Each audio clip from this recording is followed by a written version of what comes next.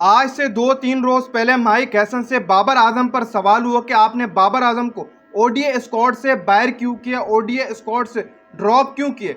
जिसके जवाब में माइक हैसन ने क्लियर किया था कि हमने बाबर आजम को ओडीआई टीम से बाहर नहीं किए, बल्कि हमने उनको एक सीरीज में सिर्फ और सिर्फ आराम कराया। वो आपको अगली सीरीज में एक्शन में नजर आएंगे। ये क्लियरनेस माइक हैसन की तरफ से थी। लेकिन आज आकिब जावेद ने जो बात बोली है उसके ऊपर कहीं ना कहीं पर मैं समझता हूँ कि डाउटफुल भी हो सकती है वो बात। देखो भाई, आज जो प्रेस कॉन्फ्रेंस हुई पीसीबी हेडक्वार्टर में, आकिब जावेद भी मौजूद थे और दो नए सिलेक्टर सरफराज अहमद बिस्बा उलोक, उनके साथ असद शफीक भी मौजूद थे। वहां पर अगेन बाबर आजम के ऊपर सवाल हुआ, जिसके जवाब में आपके जो आकिब जावेद हैं उन्होंने कहा कि बाबर आजम और Fakhar Zaman T20 world cup में इंजर्ड थे। वो इंजरी के साथ साथ ही T20 वर्ल्ड कप खेल रहे थे। जब वो वापस आए उन्होंने बताया कि हमें इंजरी है, उनकी इंजरी सामने आई।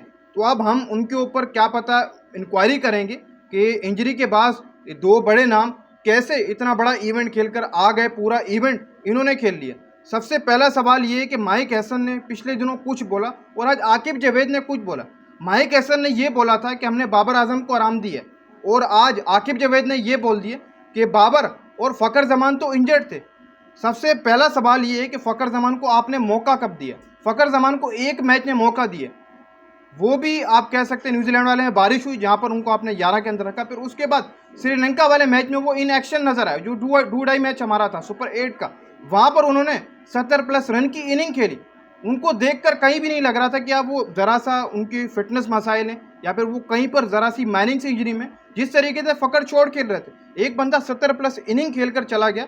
आज आकिब जावेद कह रहे हैं कि यार वो वर्ल्ड कप के अंदर इंजर्ड था। जब वो वापस आए बाबर और फ़खर, वो भाई साहब हमें पता लगा कि वो इंजर्ड हैं, वो अनफिट हैं और फिट नहीं है। ये आकिब जावेद कह रहे हैं। एक बंदा 70+ रन की इनिंग खेल कर आ गया आखिरी मैच के अंदर, कहीं पर डाउट नहीं हुआ किसी जर्नलिस्ट या फिर किसी एक्स क्रिकेटर। फ़खर के साथ ये मसला है। फ़खर जमान ने जो इनिंग खेली श्रीलंका के गेंद, क्या आपको देखकर लग रहा था कि फ़खर जमान को इंजर्ड है?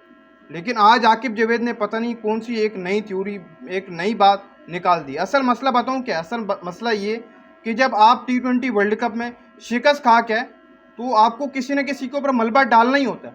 तो बाबर और फ़खर के ऊपर मलबा डाल दिए गए। ये आकिब जावेद की तरफ से ही डाला गया है, बाबर और फ़खर के ऊपर मलबा।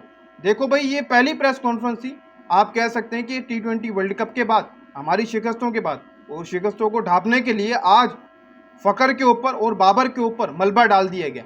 बाकी जहाँ तक बाबर आजम की बात है, बाबर आजम को हमने सुना नहीं कि उनको इंजरी, हाँ फिटनेस के हल्के पुल्के उनके साथ मसाइल हो सकते हैं। लेकिन फ़खर जमान ने जो अपना आखिरी मैच खेला T20 वर्ल्ड कप में श्रीलंका के अगेंस्ट, जैसे ही वो शॉट खेल रहे थे, हमें तो कहीं भी नहीं नजर आता या वो अनफिट हैं या उनको माइनर सी कोई इंजरी है। ऐसा लग रहा था कि फ़खर फुली फिट है। लेकिन आकिब जावेद ने आज ये कहा कि फ़खर और बाबर इंजर्ड जब वापस आया तो उनको इंजरी थी। हमें ऐसा लगता है कि T20 वर्ल्ड कप में वो इंजर्ड ही थे। हम ये इंक्वायरी करेंगे कि जो कोच है माइक हैसन, उनको इस बात का क्यों नहीं पता लगा, फिजियो भी साथ थे, उनको इस बात का क्यों नहीं पता लगा। मतलब ये है कि उन्होंने सारा मलबा बाबर और फ़खर के ऊपर डाल दिए T20 वर्ल्ड कप की शिकस्तों का, और कहीं ना कहीं पर दूसरा माइक हैसन के ऊपर भी उन्होंने डाल दी कि माइक हैसन को भी पता नहीं लगा या उनको बताया नहीं या फिर उन्होंने हमें रिपोर्ट नहीं किया कि बाबर और फ़खर इंजर्ड थे, वो उनकी अब इंजरी आकर निकली जब वो वापस हैं। बाकी ये है कि फ़खर जमान कहीं से भी नहीं लग रहा था। आपने एक तो उसको मौका नहीं दिया, जब उसको मौका मिला तो उसने 70+ रन की